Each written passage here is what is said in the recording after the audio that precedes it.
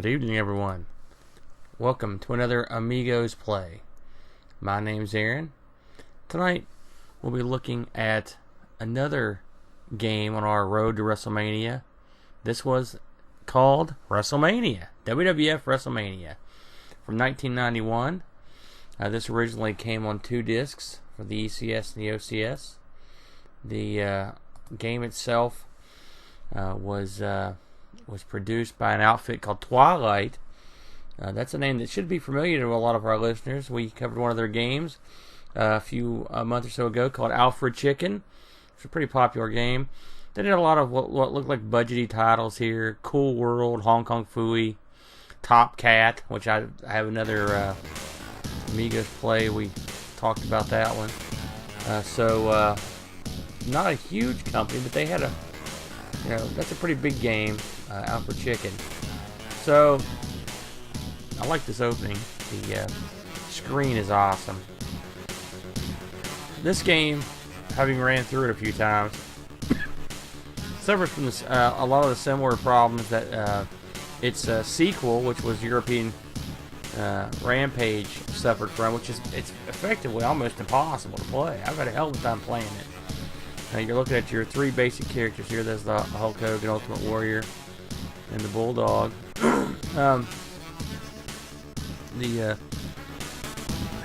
This game is sad to me because what Twilight must have done is gotten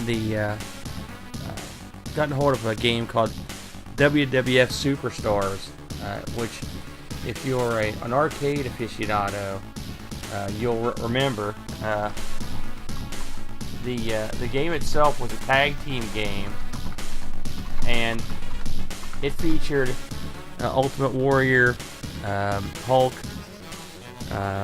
Big Boss Man, Ted DiBiase, Andre the Giant, a bunch of Honky Tonk Man, a bunch of awesome guys. And it came out in '89, and it was from Technos Japan. Now, this game has a lot in common with graphically with this one. Like I said, I'm sure they just took the sprites out of it and reused them. I like these promos here you cut at the beginning. It gets old quick, but it's still kind of fun to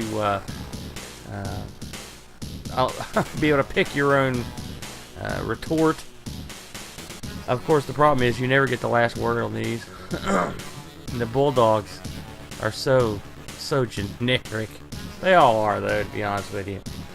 So, in this particular game, you got a wrestler up the ranks to win the world title. There's a good roster here. It's a shame that you can't play all these guys. But it's odd. I guess I don't know why they wouldn't have put that in there, but I guess they had their reasons. For 2 discs, they pack a lot of different wrestlers on. What I'm going to do is I'm going to play this for a little bit here, but basically, this is going to be just a tour through the game. I've got a cheat code here, which I incorrectly gave on the last show. The cheat code actually works on this game. I think it's 147859. So I can't even remember now anymore.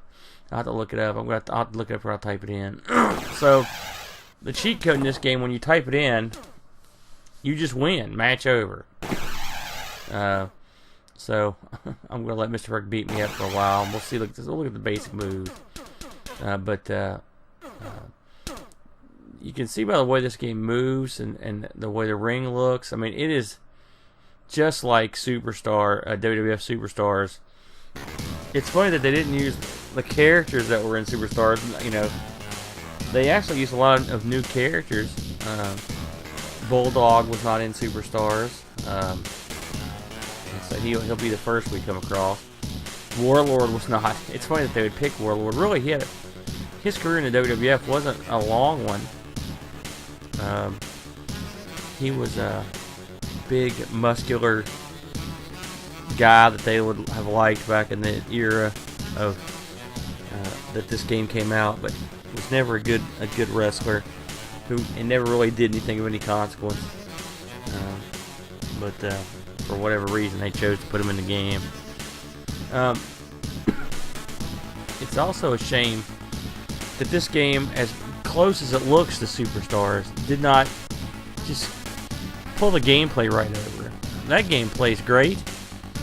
You've got a nice health bar. It's a tag team game, so you get a lot of different wrestlers in the ring. And this game, the ring, the movement, it's very similar. But the gameplay in this is no good. There's no rhythm to it. There's no. I don't know if they just have the prowess. It runs at a weird clip. I mean, you saw what Bulldog was doing there. He was doing like a high step kick, and it's so fast that it just looks goofy. And the computer will get you in these series of kicks and punches. There's the full Nelson, which the Warlord used as his finish. Something else this game has in the Superstars game, each guy would have like, gosh, a ton of moves, at least 3 or 4 moves. In this game, you've got a move. Like the full Nelson is the Warlord's finisher. That should beat you. The running power slam, which the Bulldog does, that was his finisher, and that should beat you. The chair made it over.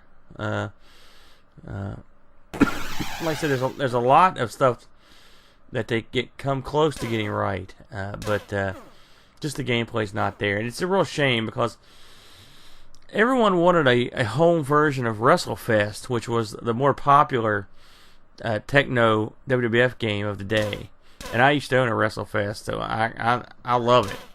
But WWF Superstars was a unsung game from that era that was a lot of fun. And had some really interesting wrestlers, and it plays differently than I almost got it out there.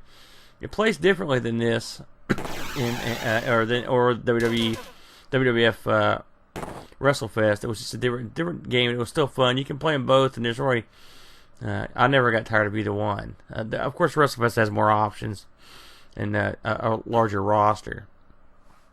So.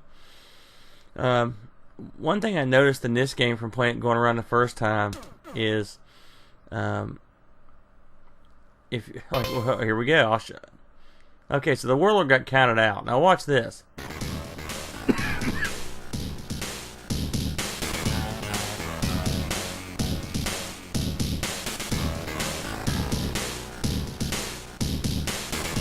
So we won the match by countout, but it won't let us continue. So even if you win by countout, you still lose. It's highly irritating that that's how it is. So I learned that on my first playthrough on this particular game. So yeah, we're just gonna skip past the Warlord and move on. And of course, he has to give a speech here. I doubt the Warlord ever delivered this much dialogue in his entire career in the WWF. So now you've got Ted DiBiase, perennial bad guy favorite. He's just quoting his song right now, which is one of the all-time great songs in wrestling.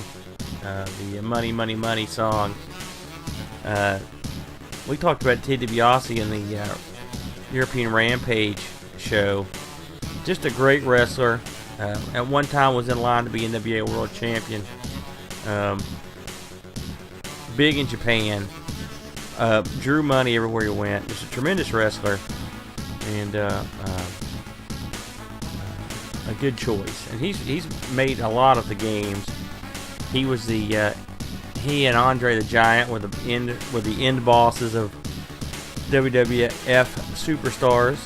And he also was in WWF WrestleFest as a playable character. So again, an easy choice here. Unfortunately, that's his only move really is the backbreaker. Again, in the original WWF Superstars, he would do a overhead toss, like a over the top belly to what's called in wrestling a release belly-to-belly suplex. He also did a power slam. Very cool character. Let's move along here.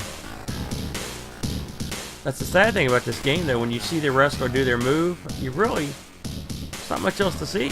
You've seen Bulldog's move. You saw his backbreaker. That's pretty much it. Again, I wonder if this had a CD32 release or been an extra disc, if you would have gotten more action. So here's an interesting choice. The Mountie,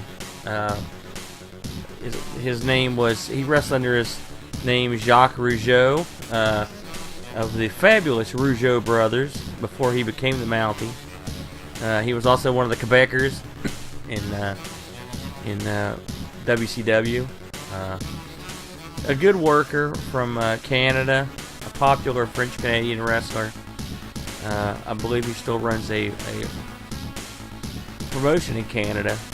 When he was the Mountie, he was managed by Jimmy Hart, and he had a shock stick. That was the big gimmick. He could hit you with basically a cattle prod. Which, in one of the stupider moments ever in a match with Roddy Piper, he used the cattle prod, and Roddy sold it. And then when Mountie turned his back, Roddy got up and killed him, and revealed a shirt that he was wearing that said "Shockproof." And I always thought, so where do you get a shockproof shirt? I gotta get me one of those. But the Mountie had one of the great songs in the history of wrestling, called "I'm the Mountie." And then apparently the Canadian Royal Mounted Police were offended by this song, so they rewrote the song and changed the opening lyrics from "I'm the Mountie" to "I'm not the Mountie," and they just kept the song the same, except for they put "not" in there. So I always thought that was kind of funny. So we're gonna move along here.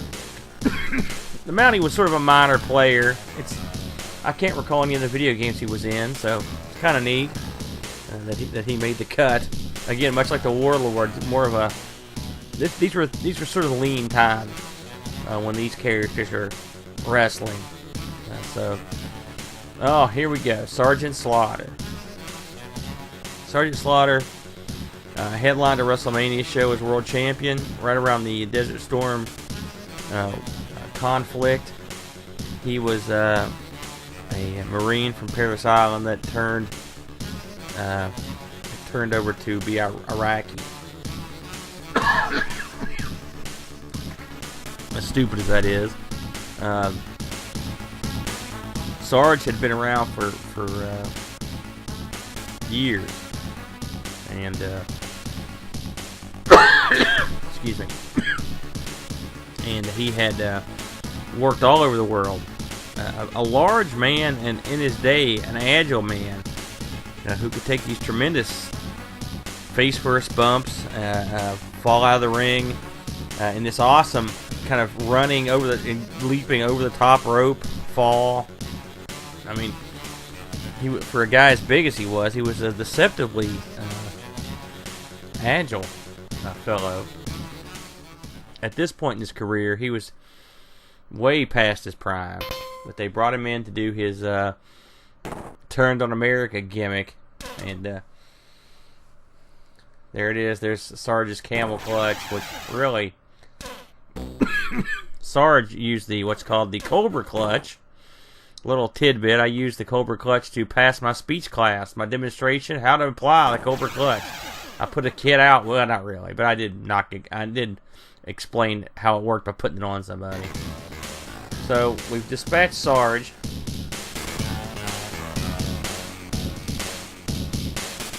I liked Sarge. He was used as a figurehead later on in WWF, and occasionally he'll still pop up. Usually on the 4th of July, he works behind the scenes in WWE, and that's it. Game complete, and that's a pretty lame ending, if truth be told. There's quite a bit of this game that they got right. I like that, but they got a lot. It just came up short gameplay wise. It's not fun to play, unfortunately. I always hoped someday somebody would go in and hack this and make this suck less, but it's been a long time waiting and it hasn't been done, so I guess I'm probably out of luck. Still an interesting diversion. That's the end of the WWF games on the Amiga. I've covered all 3 of these between the review we did on the Micro League and the last 2. So we're going to branch out into a to an unknown wrestling game for our next game on our road to WrestleMania. So, until then, thanks for joining me, everyone. I hope you enjoyed just a quick look at this game.